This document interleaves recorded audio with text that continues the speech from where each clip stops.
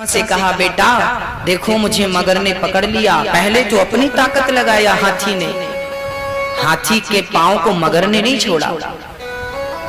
फिर पत्नी को बुलाया, बच्चों को बुलाया, बच्चों ने सूंड से सूंड मिलाई, पत्नी ने सूंड से सूंड मिलाई और जो खींचना शुरू किया,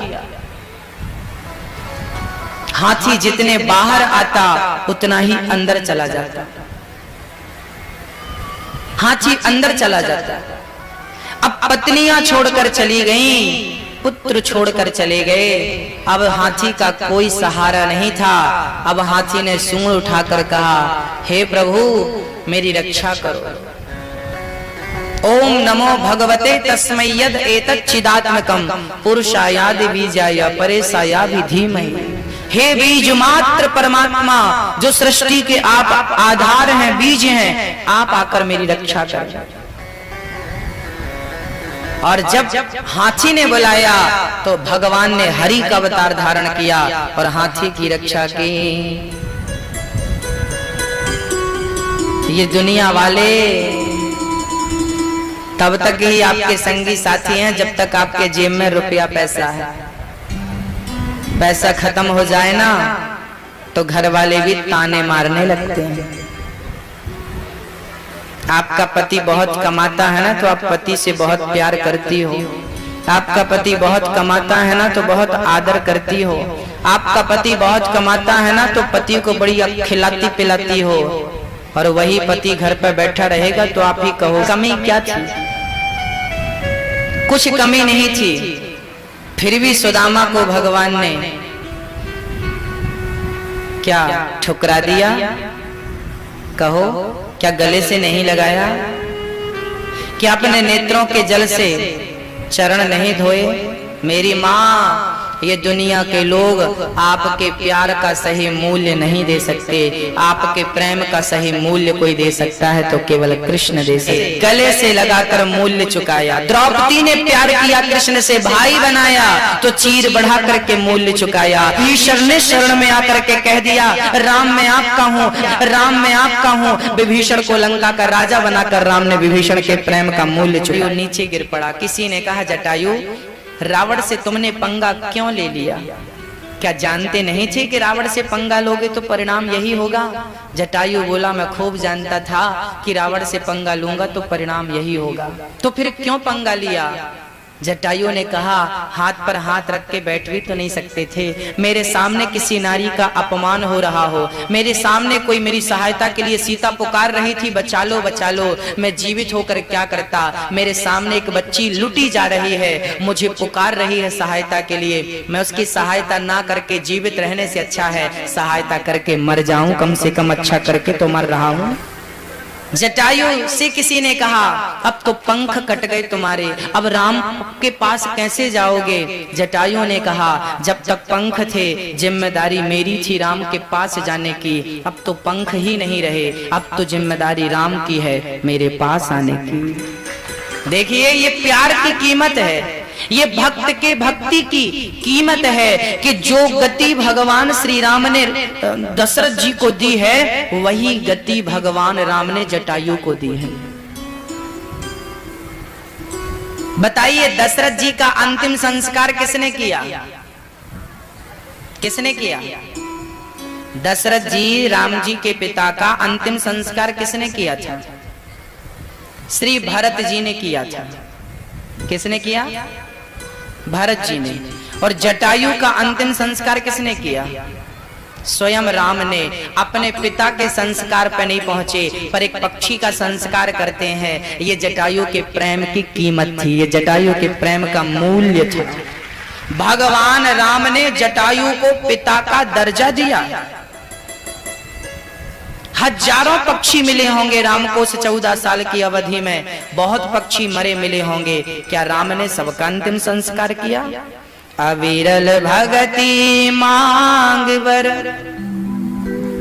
गीध गयों हरिधाम, तेह की क्रिया यथोचित निज कर कीन्ही राम। राम जी ने जटायु का संस्कार किया अपनी जटाओं से, उसके धूल साफ किया, पंखों किया। न जाने कौन से गुण पर दयानिधि रीझ जाते हैं, यही सदग्रंथ कहते हैं, यही हरि भक्त गाते हैं। कृपा की ना होती जो आदत तुम्हारी, तो सोनी ही रहती अदालत तुम्हारी। गरीबों के दिल में जगह तुम ना पाते, तो किस दिल में होती हिफाजत तुम्हारी। हाँ, क्या गलती सब करते हैं, पर फर्क इतना है, कोई गलती को स्वीकार करता है, कोई गलती स्वीकार नहीं करता। अधम वो लोग हैं जो गलती करने के बाद भी उसे स्वीकार नहीं करते। जिनकी पत्नी मर जाती है ना, उनका बुढ़ापा बहुत दर्दनाक होता है। ना बेटा पानी को पूछता है, ना बहू पानी को पूछती है। एक पत्नी होती है जो आपका खाने पीने का ख्याल रखती है। थके आए हो तो पांव दबाएगी, पानी पिलाएगी, भोजन कराएगी, 10 बार पूछेगी क्या हो गया, तबीयत खराब है तो डॉक्टर को बुलाएगी। वो आपके पीछे पीछे घूमती रहेगी, और ये मर जाएगी ना तो अकेले हो जाओगे, जिंदगी वीरान हो जाएगी। मैं बहुत लोगों को जानता हूं जिनकी पत्नी मर चुकी है, अकेला जीवन गुजार रहे हैं, बैठे हैं सो बैठे हैं, खड़े हैं सो खड़े हैं। जब तक है याद और आपके सहयोग का एक एक रुपया इन वृद्ध माओं की सेवा में मैंने समर्पित कर रखा है। यदि आपको लगता है कि इन वृद्ध माओं की सेवा के लिए हमने तो अपना कदम बढ़ा दिया, ये दास अनिरुद्ध तो बढ़ चुका है, बस अब आप लोगों की देर है। आप जैसे यदि भक्त सहयोग करें और इस कार्य से जुड़े, सहभागी बने, तो भगवान आपको भी खूब दें। और आप वृद्ध माताओं के लिए सहयोग करें, आप उनके भोजन के लिए सहयोग कर सकते हैं। आश्रम अभी बन रहा है तो आप एक ईंट का ही सहयोग करिए। यदि आपके अंदर ज्यादा सामर्थ्यता नहीं है, आप एक कमरा बनवा सकते हैं बूढ़ी माओं के लिए। मंदिर बनेगा, मंदिर में आप सहयोग कर सकते हैं। आपको जहां सहयोग करना है इन वृद्ध माओं के नाम से कर सकते हैं। एक एक रुपए आपका इन वृद्ध माओं की सेवा में लगेगा। और याद रखना भक्तों, महाभारत में मैंने एक चर्चा पढ़ी थी, आपको श्रवण कराऊं। एक बार अर्जुन और श्री कृष्ण भगवान जा रहे थे, तभी एक भिखारी आ गया और भिखारी ने कहा बड़ी गरीबी है, भूख बहुत लगी है, कुछ खाने को दे दो, कुछ भोजन कराइए, कुछ खाना दो।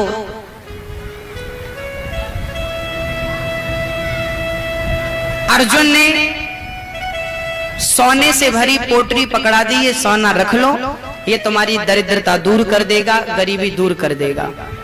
वो भिखारी सोने की थैली लेकर चल पड़ा, सोचने लगा मेरी तो सारी दरिद्रता मिट गई, अब तो मैं बंगले बनाऊंगा, गाड़ी होगी, बंगला होगा, ऐशो आराम होगा, घर में नौकर चाकर होंगे, खूब आलीशान जिंदगी जीऊंगा।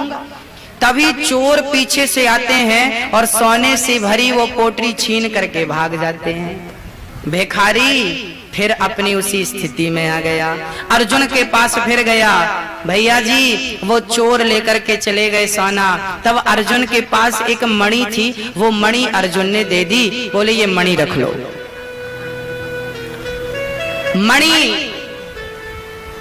लेकर भिखारी चला, पास में ही एक सरोवर था, प्यास लगी तो भिखारी सरोवर में पानी पीने गया, संयोग से उसकी वो मणि पानी में गिर गई। बहुत खोजा पर मिली नहीं। अब भिखारी फिर चला गया, अर्जुन से कहा महाराज भीख दे दो, भोजन करा दो। अर्जुन बोला मैंने सोना दिया, मणि दी, फिर भी तेरी दरिद्रता नहीं मिटी। भिखारी बोला वो मणि पानी में गिर गई। अर्जुन बोले तेरी किस्मत में अब दरिद्रता है, उसे कोई मिटा नहीं सकता, तेरी किस्मत में गरीबी है, कोई मिटा नहीं सकता, मैंने बहुत कुछ देकर देख लिया। तब भगवान कृष्ण मुस्कुराए बोले अर्जुन इसकी झोली में दरिद्रता नहीं है, ये बहुत अमीर बन सकता है। अर्जुन बोले मैंने सोना मणि दिया तो सही, कहां बना? भगवान ने कहा मैं 2 पैसे देता हूं। तो भगवान ने अपनी झोली से 2 पैसे निकालते हैं और भिखारी को देते हैं, ये तुम 2 पैसे रख लो। भिखारी 2 पैसे लेकर चला। अर्जुन ने कहा कन्हैया मैंने इतना सारा धन दिया तो अब इसकी दरिद्रता दूर नहीं हुई, तो क्या इन 2 पैसों में दरिद्रता दूर हो जाएगी? भगवान बोले जाओ इसके पीछे पीछे। अब वो भिखारी चल पड़ा पीछे, भिखारी आगे आगे चल रहा था। जिस सरोवर में उसकी मणि गिरी थी उसी सरोवर में एक मछुआरे ने जाल डालकर मछली फंसाई, तो संयोग से उसके जाल में एक ही मछली फंसी और वो बड़ी तड़प रही थी। मछली को तड़पता हुआ देख भिखारी का हृदय द्रवीभूत हो गया और भिखारी ने कहा भैया ये 2 पैसे तुम रख लो और ये मणि ये मछली को तुम छोड़ दो। भिखारी बोला ये 2 पैसे तुम रख लो और मछली तड़प रही है उसे छोड़ दो।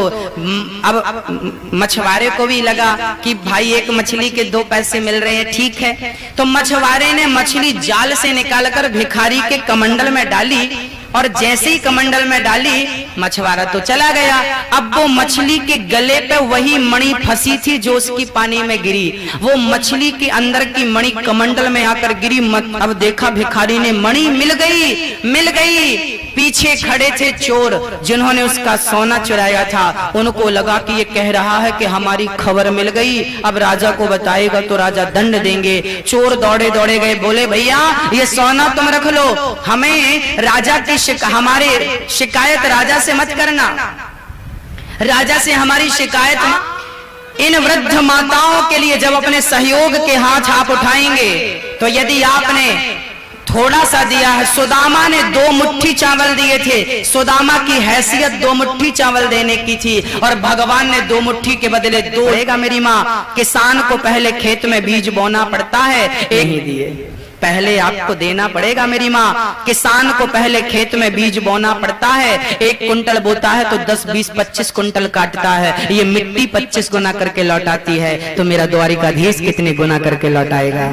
कल्पना कर लीजिए, समझ लीजिए, ईश्वर उन्हीं को देता है, ईश्वर उन्हीं की झोलियां भरता है जो सहयोग करते हैं। इन वृद्ध माताओं के लिए आप यदि आजीवन, आप हमारे आजीवन मेंबर बन सकते हैं, उस वृद्ध माताओं की सेवा के आजीवन सदस्य बन सकते हैं। यदि आप आजीवन सदस्य बनते हैं तो आपका फायदा ये होगा कि आप कभी भी वृंदावन आएंगे तो आपको उस आश्रम में रहने की, खाने की जीवन भर व्यवस्था रहेगी। आप आधी रात को आइए, आपका वो घर बन जाएगा, इसी बहाने आप वृंदावन से जुड़ जाएंगे, इसी बहाने आपका आना जाना बना रहेगा, बच्चों के संस्कार बनेंगे। और आपका दिया 21,000, आप 21,000 देकर सहयोग करेंगे।